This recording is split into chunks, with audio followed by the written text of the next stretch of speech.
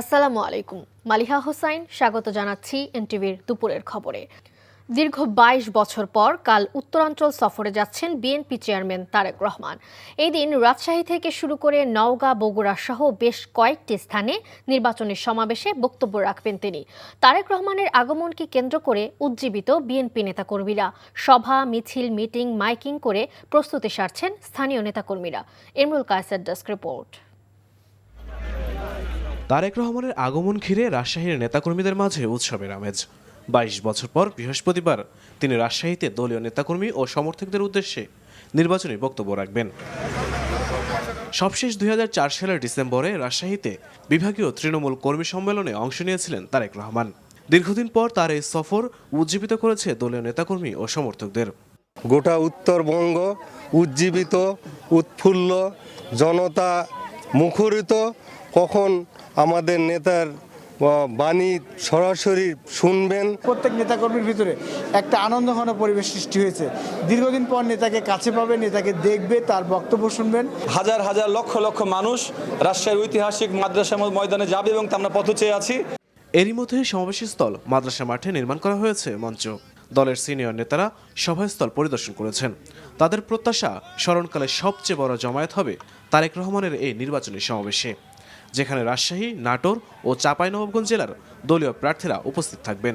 এত উচ্ছ্বাস রাজশাহীতে তৈরি হয়েছে।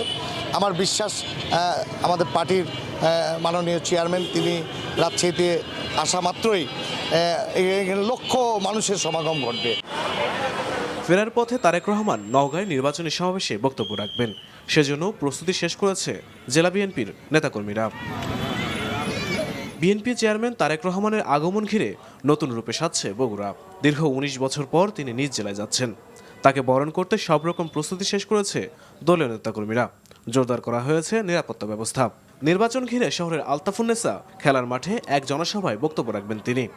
এছাড়া দলীয় কার্যালয়, শহীদ জিয়া শিশু হাসপাতাল, বাগবাড়ি, জিয়াবাড়ি পরিদর্শন করার কথা রয়েছে তারেক রহমানের। Imrul Kayes, NTV news desk. রাজশাহীতে তারেক রহমানের জনসভার সার্বিক পরিস্থিতি নিয়ে কথা বলছেন মিজানুর রহমান মিনু। সরাসরি চলে যাচ্ছি তার ব্রিফিংয়ে। করবে এবং আমরা আশা করছি যে আমাদের প্রাণপ্রিয় নেত্রী, আমাদের মা দেশ নেত্রী বেগম খালেদা জিয়া বাংলাদেশের সরকার প্রধান হওয়ার পর রাজশাহী ছিল একটি জরাজীর্ণ, অন্ধকারাচ্ছন্ন, একটি দুর্গন্ধযুক্ত, চলাচল অনুপযোগী একটি আতঙ্কের মহানগরী ছিল। কিন্তু বেগম খালেদা জিয়া আসার পর রাজশাহী যা কিছু উন্নয়ন সব আপনাদের সামনে আছে। সব কৃতিত্ব দেশ নেত্রী বেগম খালেদা জিয়ার। আর আমি ছিলাম, আমার সঙ্গে আমার বড় ভাই কবির ভাই সহ আরও নেতৃবৃন্দ ছিল, সব নেতারাই ছিল। এবং ম্যাডামের সুনিপুণ কর্মের মধ্য দিয়ে রাজশাহী মহানগরী একটি নতুন রূপ লাভ করেছিল।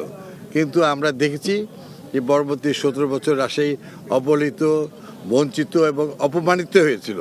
বিএনপির অনেক প্রকল্পকে বাদ দিয়ে মেগা প্রকল্পের নামে মেগা দুর্নীতি হয়েছিল।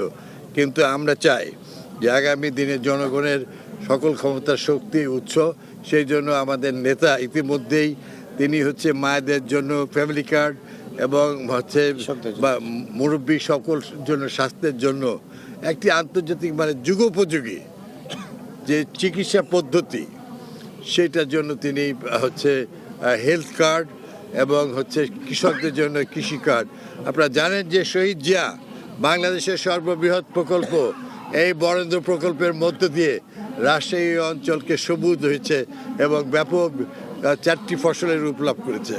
আমরা আশা করছি যে আগামী দিনে রাজশাহীর হচ্ছে আমাদের তরুণ সমাজ তাদের কর্মদক্ষতায় আইটি প্রজেক্টের মাধ্যমে তাদের এখানটায় তাদেরকে একটি ব্যাপক প্রশিক্ষণ, উচ্চতর শিক্ষা দিয়ে বিদেশে প্রেরণ এবং নিজেরাই যেন ইনকাম করতে পারেন, সেই জন্য নিউ জেনারেশনের কর্মসংস্থানের জন্য রাজশাহীকে ইনশাল্লাহ পৃথিবীর অন্যান্য যে সমস্ত শহর পার্শ্ববর্তী ভারতের হায়দ্রাবাদ এবং স্টকহোম, এই সমস্ত শহরে যেগুলো আইটি হয়েছে, সেই রকমভাবে রাজশাহীকে ইনশাল্লাহ আগামী দিনে গড়ে তোলা এবং 4টি। এতক্ষণ দেখছিলাম মিজানুর রহমান মিনুর বক্তব্যের অংশবিশেষ। বিভক্তি নয়, বরং সবাইকে নিয়ে একসাথে দেশ গঠনে কাজ করতে চায় জামায়াত ইসলামী, এমন মন্তব্য করেছেন দলটির আমির ডক্টর শফিকুর রহমান। সকালে ঢাকা 15 আসনে তার নির্বাচনী এলাকা উত্তর কাফরুল হাই স্কুল থেকে নির্বাচনী জনসংযোগ শুরুর আগে সাংবাদিকদের সাথে সংক্ষিপ্ত ব্রিফিংয়ে কথা বলেন তিনি। আহ্বান জানান নির্বাচনে পারস্পরিক সম্মান বজায় রেখে প্রতিদ্বন্দ্বিতা করার। এর আগে উত্তর কাফরুল হাই স্কুলের শিক্ষকদের সাথে সৌজন্য সাক্ষাৎ করেন জামায়াত আমির। বিকেলে মণিপুর বালিকা উচ্চ বিদ্যালয় মাঠে মহিলা সমাবেশে অংশ নেবেন তিনি। এরপর মাগরিবের নামাজের পরে মিরপুর 13 এবং এশার নামাজের পর মিরপুর 10 এলাকায় গণসংযোগ ও পথসভায় অংশ নেবেন ডক্টর শফিকুর রহমান।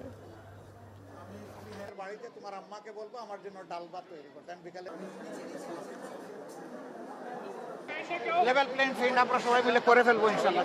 আমরা আলহামদুলিল্লাহ এই এলাকা নিয়ে একটা রূপকল্প আমরা তৈরি করেছি এবং সবাইকে নিয়েই আমরা সমাধান করব। আপনারা দোয়া রাখবেন।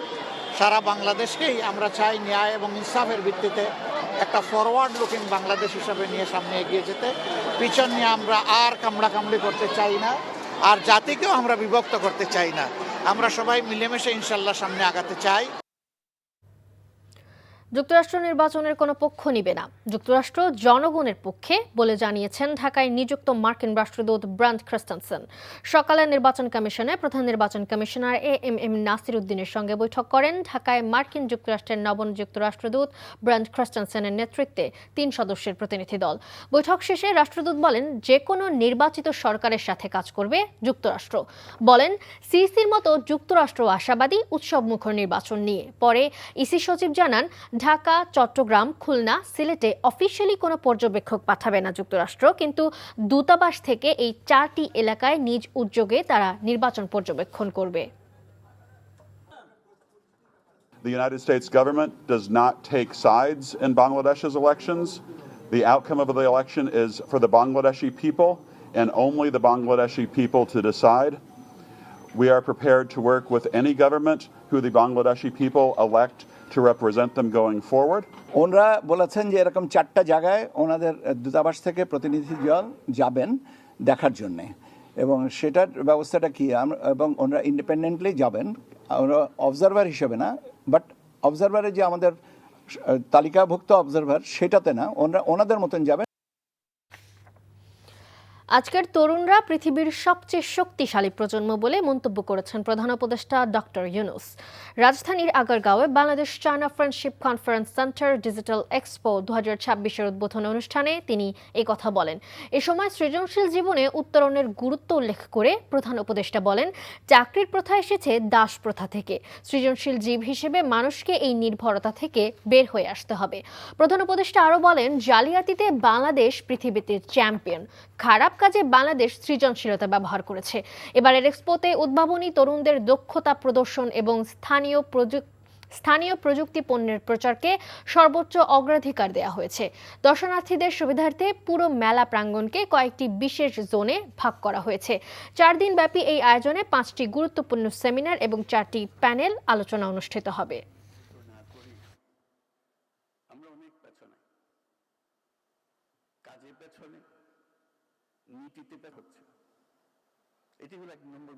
নতুন প্রজন্মের কাছে বাংলাদেশ একটা অংশ, গুরুত্বপূর্ণ অংশ, কিন্তু তারা বিশ্ব নাগরিক। আপনি তারা ঠেলে চলে খালি না বাংলাদেশে ঢুকে দিয়ে না, বাংলাদেশের কাজ করবে সে, বাংলাদেশের কাজ করার জন্য, সেই গর্ব অনুভব করার জন্য তাকে বিশ্ব নাগরিক হতে হবে, কারণ বিশ্বে তার ভূমিকা পালন করতে হবে। বাংলাদেশি যে যেখানে আছে দুনিয়ার, যে যে কাজে আছে, এই অ্যাপের মাধ্যমে বাংলাদেশের সঙ্গে যুক্ত হবার, বাংলাদেশি কে কি করছে তার খোঁজ খবর নেবার একটা সুযোগ হবে। একটি রাজনৈতিক দল পরিস্থিতি ঘোলাটে করার চেষ্টা করছে বলে অভিযোগ করেছেন ঢাকা 8 আসনের বিএনপির মনোনীত প্রার্থী মির্জা আব্বাস। দুপুরে রাজধানীর মতিঝিলে ব্রাদার্স ক্লাব মাঠে নির্বাচনী প্রচারণায় তিনি এই কথা বলেন। শান্তিপূর্ণভাবে নির্বাচন শেষ করতে নেতাকর্মীদের ধৈর্য ধরে পরিস্থিতি মোকাবেলা করার আহ্বান জানান তিনি। নানাভাবে উস্কানি দিয়ে নির্বাচনকে বিতর্কিত করার চেষ্টা করা হচ্ছে উল্লেখ করে তিনি বলেন, এই অপচেষ্টার বিষয়ে বিএনপি সতর্ক রয়েছে। এ সময় ধানের শীষে ভোট দিতে ভোটারদের অনুরোধ করেন তিনি। সংক্ষিপ্ত বক্তব্য শেষে নেতাকর্মীদের নিয়ে প্রচারণায় ঢাকা 8 আসনের বিভিন্ন এলাকা ঘুরে ভোটারদের কাছে ভোট চান মির্জা আব্বাস।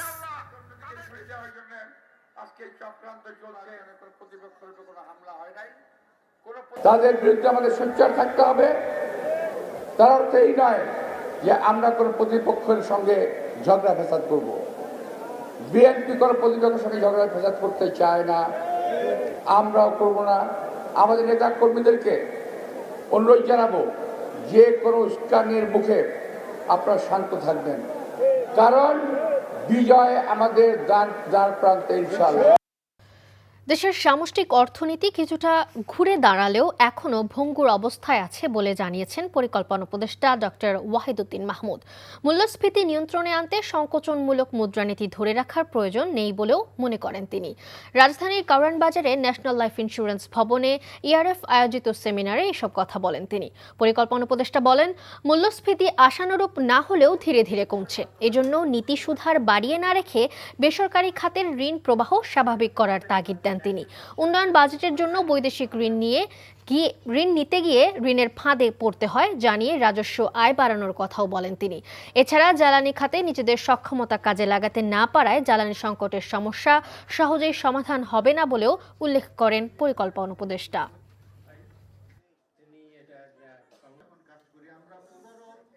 নীতি সুদের হার বাড়িয়ে 10% এনেছেন এবং ধরে আছেন যে 10%ই তিনি থাকবেন যতদিন পর্যন্ত না মূল্যস্ফীতি 7% নিচে না নামে। এই ধরনের একদম 7% মূল্যস্ফীতিরও কোনো বিশেষ তাৎপর্য নাই, 10% নীতি সুদ হারের কোনো তাৎপর্য নাই। ত্রয়োদশ জাতীয় সংসদ নির্বাচনকে সামনে রেখে নিরাপত্তা বলয় আরও জোরদারে রাজধানী সহ 4 জেলায় মোতায়েন করা হয়েছে বর্ডার গার্ড বাংলাদেশ বিজিবির 38 প্লাটুন সদস্য। সকালে বিজিবি সদর দপ্তরে নির্বাচনী প্রস্তুতিমূলক মহড়া শেষে এসব তথ্য জানান বিজিবি 5-এর অধিনায়ক তৈমুর হাসান। তিনি বলেন, মাঠে নিয়মিত টহলের পাশাপাশি যে কোনো জরুরি পরিস্থিতি মোকাবেলায় প্রস্তুত রাখা হয়েছে rapid action team, quick response force এবং হেলিকপ্টার। আধুনিক প্রযুক্তির ব্যবহারে এবার থাকছে বিশেষ নজরদারিও। এলাকা ভিত্তিক দায়িত্ব বন্টনে ঢাকা উত্তরে 11 প্লাটুন, সাভার ধামরাইয়ে 6 প্লাটুন, ফরিদপুরে 13 এবং মানিকগঞ্জে 8 প্লাটুন বিজিবি সদস্য মোতায়েন থাকবে। বিজিবির প্রত্যাশা, কঠোর নিরাপত্তার মধ্য দিয়ে সাধারণ ভোটাররা শান্তিপূর্ণ ও উৎসবমুখর পরিবেশে তাদের ভোটাধিকার প্রয়োগ করতে পারবে। ভোটাররা যেন নিরাপদ, ভয় ও শঙ্কামুক্ত পরিবেশে তাদের ভোটাধিকার প্রয়োগ করতে পারেন, এ লক্ষ্য সামনে রেখে বিজিবি অন্যান্য আইনশৃঙ্খলা বাহিনীর সাথে সমন্বয়ের মাধ্যমে দায়িত্ব পালন করে যাচ্ছে এবং মাঠ পর্যায়ে আমাদের বিভিন্ন টহল এখন কার্যক্রম করছে। এই নির্বাচনে BGB body on camera, night vision device, metal detector এবং এপিসি সহ ও বিভিন্ন অত্যাধুনিক সিগন্যাল সরঞ্জামাদি ব্যবহার করবে। এই ছিল দুপুরের খবরে। এই খবরের ভিডিও সহ আপডেট জানতে ভিজিট করুন এনটিভি অনলাইন www.ntvbd.com। এছাড়াও এনটিভির জনপ্রিয় সব অনুষ্ঠান ও খবরের আপডেট জানতে ভিজিট করুন আমাদের ইউটিউব ও ভেরিফাইড ফেসবুক পেজ। 5টায় দেশের খবর দেখার আমন্ত্রণ রইল। ধন্যবাদ সবাইকে।